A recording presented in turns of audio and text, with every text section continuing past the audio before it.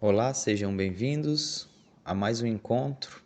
A gente vai finalizando aqui hoje a nossa última aula, o nosso último encontro, com a quarta aula do módulo 6. Esse módulo, como vocês estão vendo na tela, eu intitulei como Yoga Contemporâneo, porque a gente fez todo um apanhado histórico de como o yoga chegou até a gente, através da aula 1, que a gente viu toda a colonização, toda a história do yoga, através da colonização ocidental, né? Quando os europeus chegaram na Índia e conseguiram ter acesso a essa literatura, a essa cultura nova.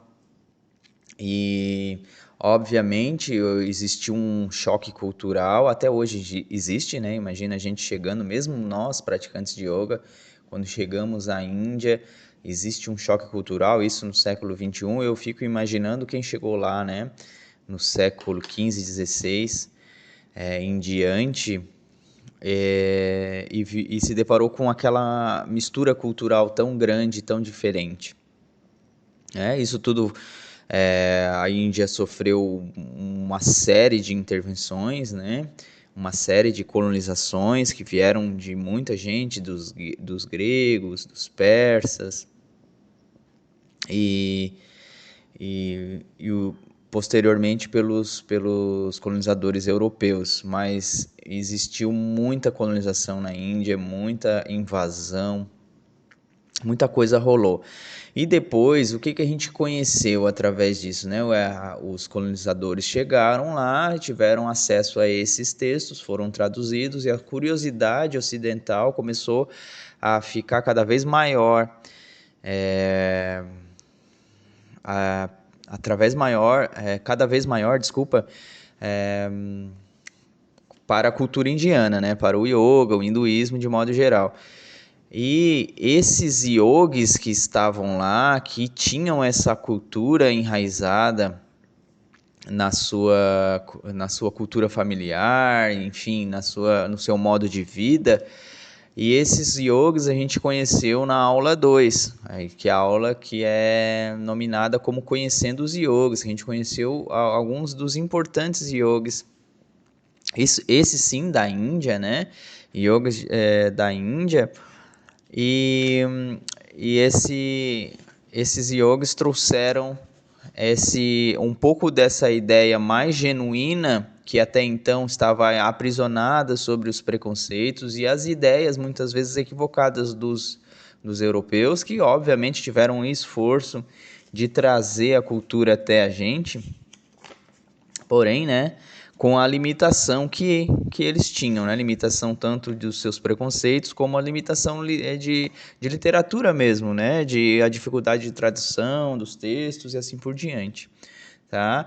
Aí depois a gente conheceu o que? Os tipos de yoga, né? Cada um desses indianos, desses mestres indianos, trouxe um tipo de yoga para uma metodologia de yoga. E esse foi o alvo da nossa aula 3. Então a gente estudou o Iyengar Yoga, o Ashtanga Yoga, e vimos alguns mestres que a gente não tinha visto. O Sri Aurobindo é um deles. Enfim, na aula 2 a gente conheceu um pouco também do yoga no Brasil, como que o yoga chegou, alguns personagens importantes como o professor Hermógenes, o Caio Miranda. E é isso. Daí nessa aula, o que a gente vai fazer? Do yoga que veio para o mundo, né? Yoga da Índia para o mundo. Que daí a gente vai estudar como é que o yoga se consolidou aqui no Ocidente, vamos dizer assim. Como que ele se consolidou e como que ele ganhou crédito na Índia, aqui no Ocidente, né? Como que através desses longos processos, processos investigativos, e como eu falei lá no início, processos de um puro não entendimento da filosofia indiana, que trouxeram muito descrédito à prática do yoga, e que demorou muito para o Ocidente acreditar essa prática milenar, né? Que até então era uma prática considerada uma prática mística, uma prática que não tinha crédito nenhum. A gente vê até pelas teses de Hegel, né, que não considerava a filosofia indiana como uma filosofia, né? Isso a gente está falando lá, o Hegel era do século XIX. Mas imagina esse pessoal que chegou bem antes e que demorou para o yoga trazer, para o yoga ser creditado e ter e vir para o Ocidente de uma maneira mais madura que a gente enxerga hoje, né? O yoga como uma prática que nos auxilia em diversas coisas. Então a obra, o nosso objetivo nessa aula é mostrar como que esse yoga veio para a gente, como através do yoga terapia, né? Como o yoga se manifestou para a gente, os benefícios que a ciência conseguiu provar. Aí a gente vai ver alguns personagens que a gente não viu nas aulas passadas, mas que são de muita importância para o entendimento do yoga e para vocês irem atrás, em buscar estudo e também a nível de curiosidade e de honrar, né, a nossa prática, que é a prática de yoga. Então, bons estudos aí, a gente vai seguir agora na aula e é isso. A gente vai seguir com o precursor, vamos dizer assim, da prática do yoga, que é o Swami Kuvalayananda, que é esse senhorzinho aqui que está aqui nesse lado. Ele foi um pesquisador, educador indiano que criou um método que chamou de yoga científico, tá? Através do qual ele pesquisou os efeitos do yoga sobre a fisiologia e as certas doenças e levou à divulgação do yoga no mundo ocidental moderno, mais afeito à racionalidade que é a abordagem espiritual devocional. Então, aqui esse senhorzinho aqui, né, a fotinho dele do lado, ele teve uma fundamental importância, porque, olha só, esse senhor ele nasceu em 1883, tá? Mais ou menos ele é contemporâneo daqueles yogis, os primeiros yogis que trouxeram trouxeram o yoga para o Ocidente, né? A exemplo de Yogananda, Shivananda, dentre outros, né? Que a gente estudou na aula passada. Porém, ele era um pesquisador e ele decidiu, em 1824, ele já com seus 41 anos, depois de formado, né? Ele foi super influenciado pelo Sri Aurobindo, a gente estudou o Sri Aurobindo na aula passada. E aí ele terminou a sua universidade lá em Bombaim e viajou por toda a Índia, principalmente nas comunidades mais pobres, né? As pobres de espírito e corpo, e tornou-se um educador nato, o Swami Kuvalayananda, né? Por ele ser muito insistente e um Swami, né? Um Swami é um praticante, assim, né? Uma pessoa que faz essa prática, como se fosse assim um paralelo com um padre aqui, né? Da tradição católica, tradição cristã. Ele era um Swami, um praticante, sabia dos benefícios, e o yoga ele estava muito em descrédito nessa época na Índia. Imagina, estava sobre, né, violenta colonização britânica.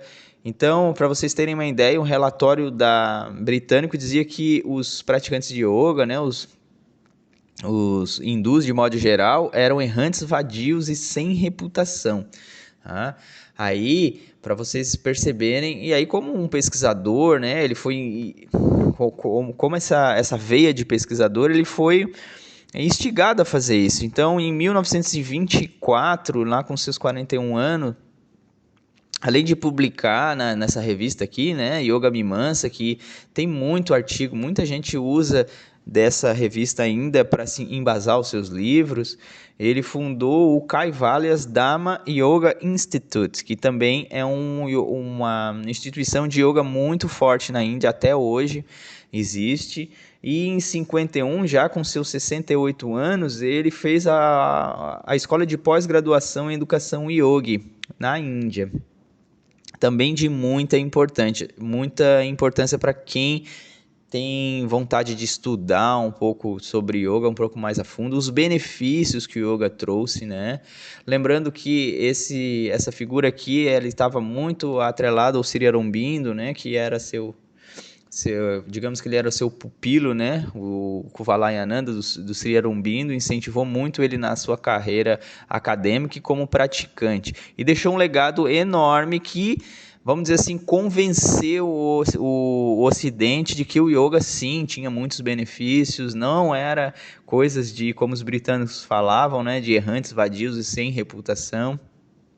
Aí a gente vê que o yoga ganha uma expressão maior e ganha confiança dos ocidentais, tá? Através, aí a gente vai falar um pouco disso, ó, como que o yoga veio pra gente, né? Porque o yoga na Índia, a gente tem muita aula aqui no YouTube, né, que eu já postei aqui para vocês, é realmente uma caminhada longa, para quem tem interesse mesmo, paciência para assistir as aulas, ir atrás do material, enfim, a gente estudou o yoga tem uma profundidade gigante, né? A gente viu textos épicos indianos, da mais pura filosofia, claro que isso é tudo resumido, né? Não dá pra gente se aprofundar muito, mas também não é uma coisa tão rasa, são aulas assim de 20, 25 minutos, onde a gente vai tentando abordar isso.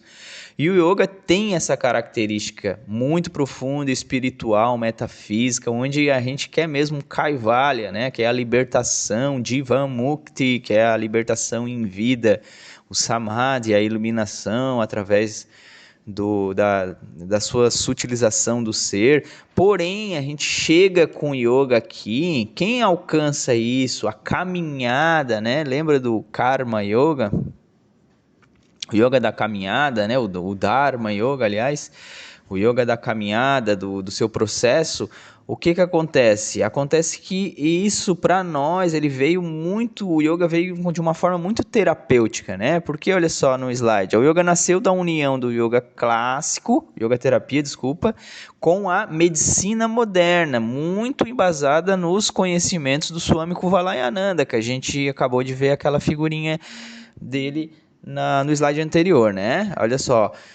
Então, o Swami ele abriu um caminho para que nas décadas seguintes o yoga fosse difundido pela França, pelo Dr. Bernard Aurion, um psiquiatra, psicoterapeuta francês especializado em estados de consciência. Tá? A Orion realizou um estudo concreto em pacientes psiquiátricos, demonstrando os reais benefícios de yoga terapêutico. Sua abordagem mostrou resultados positivos nesses pacientes.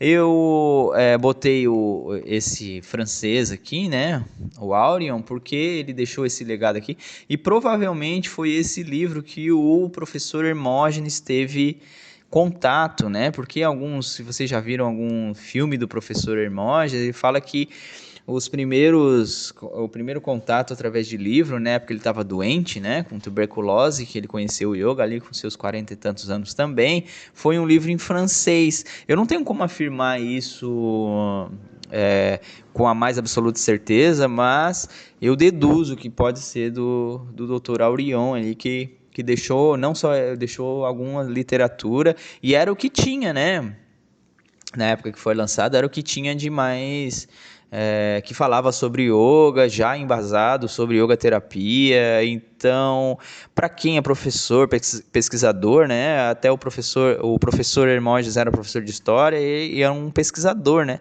então não interessava a língua que estava, que ele tinha muito interesse e foi atrás. Eu tenho minha desconfiança que ele teve contato foi com essas obras do Aurion. Ele falou que comprou livros em sebos, mas eu não tenho essa afirmação. Porém, esses livros eram bem ventilados ali, né, no início do século XX, quando o yoga veio pro meados, né, do século XX, desculpa, que o yoga veio e se firmou aqui no Ocidente, tá? Aí a gente vai ver através desses estudos, né, que começaram a ter uma certa maturidade pelo Swami Kuvalayananda, que a gente viu ali no início da nossa aula, que tem muitos benefícios. Ó, a gente vai ver alguns deles. Ó. No yoga terapêutico, os exercícios não são necessariamente para construir músculos, mas para restabelecer a vitalidade do corpo e da mente. Por isso, é recomendado para o alívio de inúmeras doenças físicas. E aí ele vai listando aqui, tipo, a dor crônica, hipertensão, dor nas costas, enxaqueca, obesidade, ansiedade, estresse, depressão, doença cardíaca, dores musculares, problemas respiratórios das mais diversas formas. tá? Aí aqui foi muito feliz nesse slide aqui que o yoga não é necessariamente para construir músculos, né? Apesar de ter a sua prática física, que o módulo 7, gente, vai ser inteiro sobre Kaya Sadhana, que é o cultivo do corpo, onde ficou muito conhecido aqui, a gente consegue muitos benefícios do o nosso corpo através das asanas, mas para restabelecer também a vitalidade da mente, tá? O yoga realmente aqui decidi botar a fotinha aqui do pessoal meditando, porque o yoga tem sim sua parte física, como a gente vai começar a ver agora, mas tem muito a sua parte filosófica que a gente viu em várias aulas que eu disponibilizo aqui no YouTube, muito, né? Muito sobre filosofia. A gente teve, sei lá, já estamos indo para a 30ª aula aqui no YouTube, a gente praticamente não falou de posturas até agora, a gente falou mais de filosofia, mais de história, mais de ideias que o yoga tem, mitos, e a parte da postura ela começa a ganhar uma certa proeminência no nosso século, no nosso momento histórico, né? Através daqueles mestres que a gente estudou ali na 2ª e 3ª aula, tá? Por isso que é legal estudar assim, meio que escadinha, para a gente ir entendendo e ter uma certa maturidade, né? Para que possamos praticar o yoga e não reduzir o yoga a apenas as posturas, que são muito legais, muito benéficas, mas elas são um dos angas, né? Um dos passos do yoga, como a gente já viu anteriormente, com bastante ênfase no módulo do Yoga Sutras de Patanjali, no yoga clássico, tá?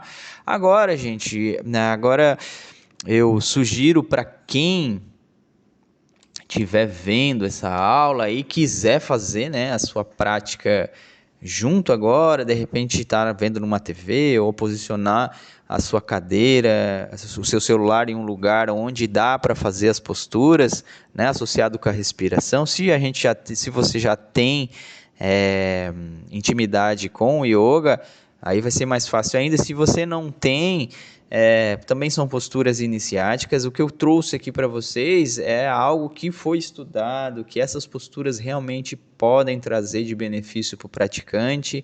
Aí eu selecionei algumas bem iniciáticas, e se você quiser fazer isso agora, dá uma pausadinha no vídeo, posiciona e vai, à medida que a aula vai fluindo, você vai praticando as posturas, e eu vou falando aqui, tipo aqui, ó, Tadasana, que é a postura da montanha, né? Quais são os benefícios da postura da montanha para o praticante, ó?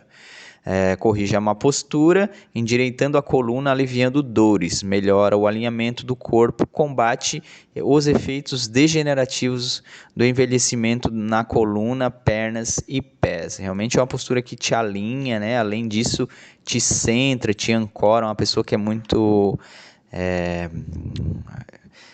distraída, por exemplo, ou muito vata, né, muito aérea, ela te aterra.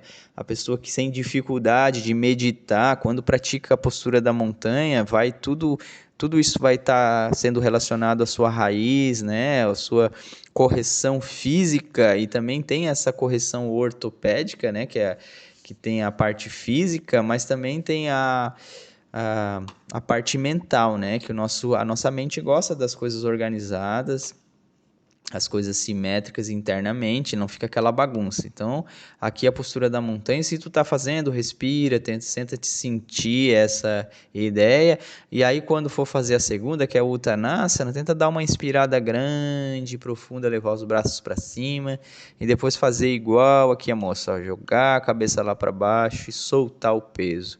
O que acontece em Uttanasana? Alivia o esgotamento mental e físico, desacelera os batimentos cardíacos, que é bem interessante para diminuir a ansiedade, né, que é um mal aí do nosso século. Tonifica o fígado, baço, rins, aliviando dores abdominais nas costas durante a menstruação também.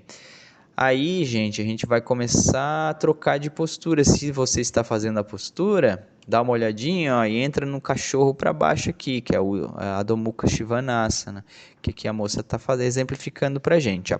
Acalma o cérebro, estimula suavemente os nervos, desacelera os batimentos cardíacos, reduz a rigidez das escápulas e a artrite da articulação do ombro, né? Uma região do ombro, o que acontece com a gente? Ó? A gente retém muita tensão aqui, né? Quando a gente está tenso, o que acontece? A gente encolhe o nosso ombro, né? E fica com muita tensão física, e essa tensão física é energética também. Não vai, a tua mente fica sobrecarregada, né? A gente fica estressado e o nosso ombro tá.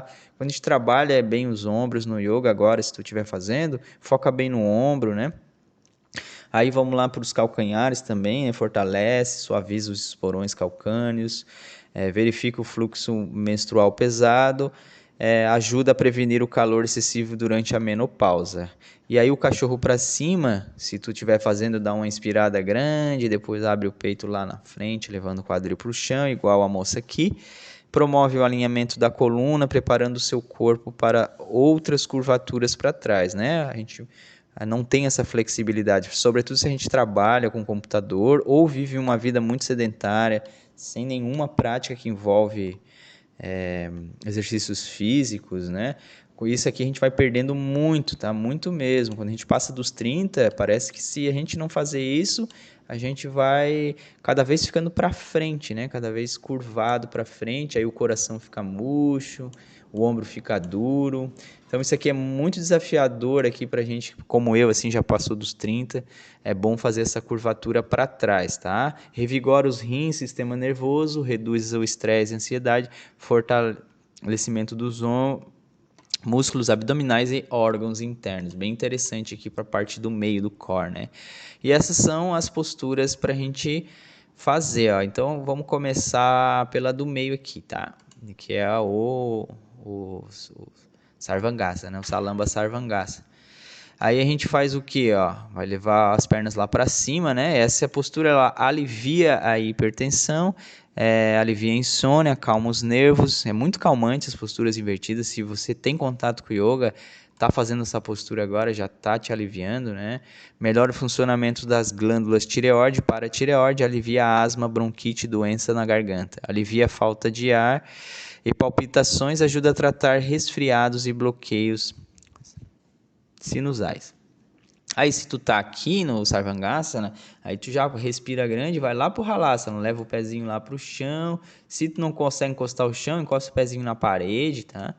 Aí para dar uma alongada bem boa aqui na lombar, é bem gostoso essa postura para quem tem problemas na lombar, não sente um pouco de dor. Claro, se essa dor não ser uma dor crônica, né, patológica, postura do arado aqui, ó, melhora os movimentos intestinais, alivia colite, ajuda a tratar hemorroidas, alivia distúrbios urinários, ajuda o útero prolapsado e reduz miomas uterinos, alivia a congestão e o peso nos ovários e ajuda a tratar cistos de ovário, reduz cólicas menstruais e ajuda a regular o fluxo menstrual. Seu efeito é regulante entre os dois períodos menstruais. Bem interessante aqui. Aí é só desenrolar a tua perna de lá, faz uma inspiração grande e entrar na postura do cadáver, que essa postura aqui é quando o nosso corpo tem que ficar totalmente relaxado, né? Eu digo que a postura mais difícil do yoga, que muita gente consegue acordar 5 horas da manhã para trabalhar, até 3, 4, botar o relógio e trabalhar até as 10 da noite, mas é incapaz de ficar assim consciente, ó. Relaxar e relaxar conscientemente, sentir o corpo colar no chão. Se tu estiver em Shavasana agora, só observa o teu corpo, respira, deixa ele colar no chão. Aí o Shavasana, né, a postura do cadáver, ela é interessante, né? Reduz a fadiga física e mental, relaxa e acalma o sistema nervoso simpático, ajuda a tratar a pressão alta e alivia dores na cabeça causada por enxaqueca e estresse. Alivia sintomas de doenças respiratórias, facilita a respiração, acelera a recuperação pós-doença, ajuda a ter um sono revigorante e sem sonhos, especialmente para aqueles com distúrbios do sono. A gente acha que relaxar consciente é uma besteira, mas na verdade ele traz muitos, inúmeros benefícios para a gente, tá? Aí eu finalizo por aqui. Se tu tiver em Shavasana, pode ficar em Shavasana relaxando, tudo na mais tranquilidade.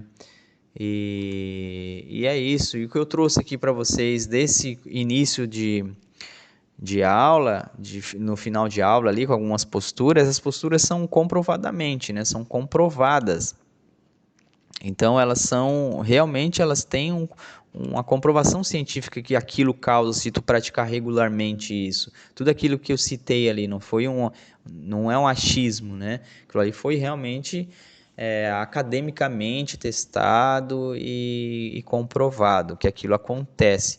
E aquilo é só a pontinha do iceberg, né? Porque tem muita coisa ainda para ser experienciado, que foi comprovado. O Swami Kuvalayananda, aquele senhorzinho da primeira aula, tem um livro muito bom que é só de técnicas de respiração, que se chama Pranayama, se você quiser ir atrás.